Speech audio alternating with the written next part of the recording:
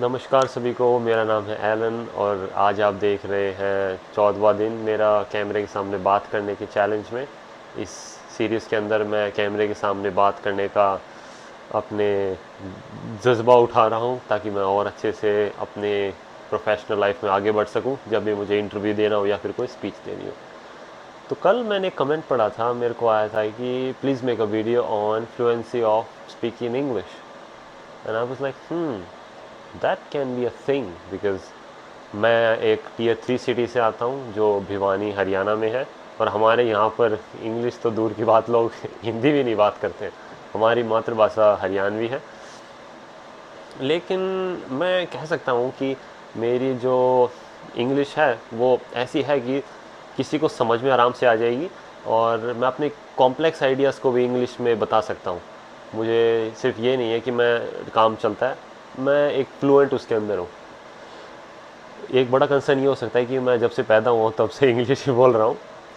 लेकिन कुछ एक चीज़ें थी जिनको मैंने खुद किया अपने लिए, जो जिन्होंने मेरी हेल्प करी। तो tip number 1 is try to listen English music.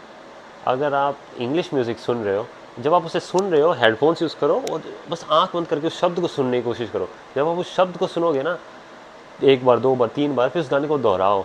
जब उस गाने को आप दोहराओगे तो आपका एक्सेंट भी अपने आप अच्छा होने लग जाएगा। जैसे मैं एलन वॉकर के गाने सुनता था, तो फेडेड जो गाना था, और वहाँ से कहीं ना कहीं शुरू हुआ। फिर इनरेकी इग्लेशियस सुनना शुरू किया, एड शेरन। फिर मैंने स्पेनिश गाने सुनने शुरू कर दिए। ये एक चीज़ हो सकती है।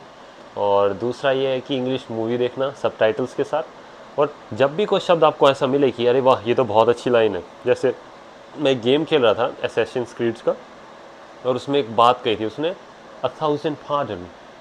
इट मीन्स सॉरी बोलने लग रहा हो। और जैसे अपन नहीं कहते पार्डन, लाइक पार्डन प्लीज़, और अ थाउजेंड पार्डन मतलब कि माफ़ करना, माफ़ करना। एक थोड़ा रॉयल वे इस बात को बोलने का। तो व्हाट आई डिड इज़ मैंने उस चीज़ को लिख लिया और उस चीज़ को मैं दोहराता रहा। अब मेरे को भी वो होगी, तो मैं कभी भी अपना कोड वगैरह पहनता हूँ तो ऐसे ही कहता हूँ अ थाउजेंड पार्डन, और लोग हो जाते हैं अरे वाह बहुत खुश हो जाते हैं।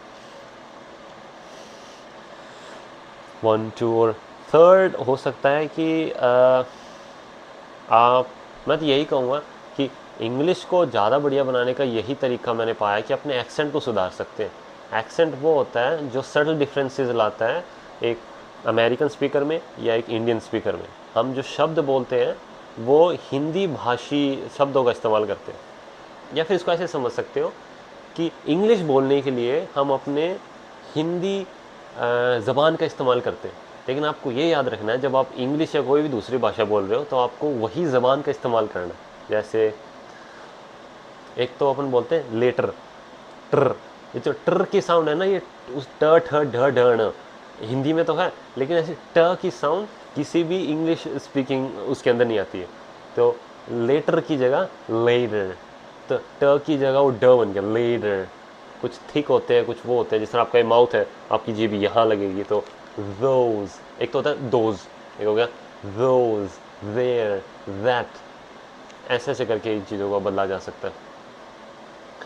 और मैंने तो यूट्यूब का इस्तेमाल किया था कि how to sound like American accent, like how to speak American English with American mouth. तो एक और कंसर्न क्या हो सकता है जब आप इंग्लिश बोलने लग रहे हो, मैं क्या करता हूँ, जैसे एक पेंसिल ली, पेंसिल को मुंह में डाल लिया थे। मैं करके बताता हूँ, एक मिनट। जैसे कि ऐसे डाल लिया, और फिर आपको ना शब्दों को बोलना है। उससे क्या होगा, आपके ना मुंह पे ना एक भार पड़ेगा और वो शब्द आप ज़्यादा सफाई से बोल पाओगे। जैसे hello everyone, my name is Alan, and like आप किताब पढ़ने लग रहे हो और आप उसको पढ़ सकते हो। ये माउथ प्रैक्टिसेस हैं जिससे आप और इंग्लिश को सुधार सकते हो। और एक चीज़ को याद रखना है कि शुरुआत में इंसान हमेशा 30 मार खान नहीं आ सकता है, समय लगता है इन चीज़ों को सीखने में। काफ़ी ऐसे शब्द हैं जो अभी भी मैं इंडियन वाले प्रोनाउंस करता हूँ। जैसे कि मुझे मैं वाटर हो गया ना, वाटर होता है ना, वो मुझसे अच्छे से निकलता नहीं है। या फिर जो यूके वाले होते हैं वो कहते हैं वूथ। कुछ एक चीज़ें हो सकती हैं ये बात करने की। और ये और क्या हो सकते हैं, ये हो सकता है कि आप इंग्लिश में सोचना शुरू करो।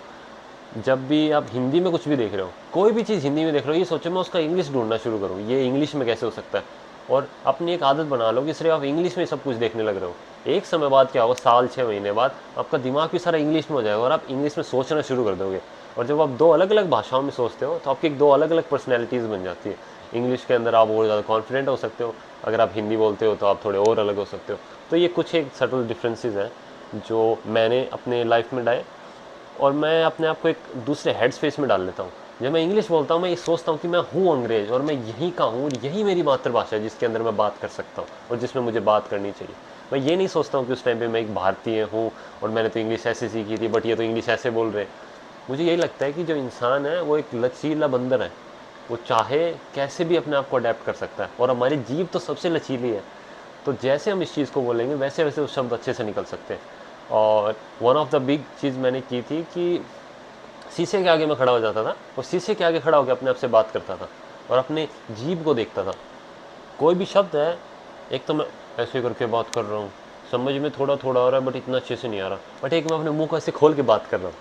समझ रहे हो, एक बात का एक अलग ही जज्बा आता है। और डिबेट में जा सकता है इंसान, अपने दोस्तों के साथ मिलकर बात कर सकता है। और अगर कोई दोस्त नहीं है तो कम्युनिटीज़ ज्वाइन कर सकते हैं। मुझे नहीं पता कि इंडिया में ऐसा सच इतनी कम्युनिटीज़ होती है, बट यहाँ पर तो काफ़ी होती है। ये कुछ एक कंसर्न्स है जो आप इंग्लिश सीखने के लिए कर सकते हो। देखो मैं सच बताता हूँ, मैं इतना ज़्यादा ग्रामर पे ध्यान नहीं देता हूँ। मैं पहले ग्रामर सीखी हुई है मैंने 5th और 6th में, तो मैं कह सकता हूँ मेरी पकड़ उसमें बहुत अच्छी है। लेकिन अब मैं अपनी बात को जितना आसानी से रख सकता हूँ ना उतनी रखने की कोशिश करता हूँ, ज़्यादा से ज़्यादा ऐसे शब्द इस्तेमाल करके। और काफ़ी बार मैं ऐसे शब्द इस्तेमाल कर देता हूँ, अगर मैं खुद की रिकॉर्डिंग देखता हूँ मैं सोचता हूँ अरे मुझे भी ये शब्द पता था, मुझे पता ही नहीं था। तो ये कुछ एक कंसर्न्स है जो हम कर सकते हैं। वीडियो काफ़ी बड़ा हो चुका है। धन्यवाद इस वीडियो को देखने के लिए। अगर आप और कुछ चाहते हैं मैं किसी और चीज़ के बारे में बात करूं तो मैं बिल्कुल करूंगा। धन्यवाद इस वीडियो को देखने के लिए। ये था day 14 of me talking in camera challenge, and I will see you guys tomorrow.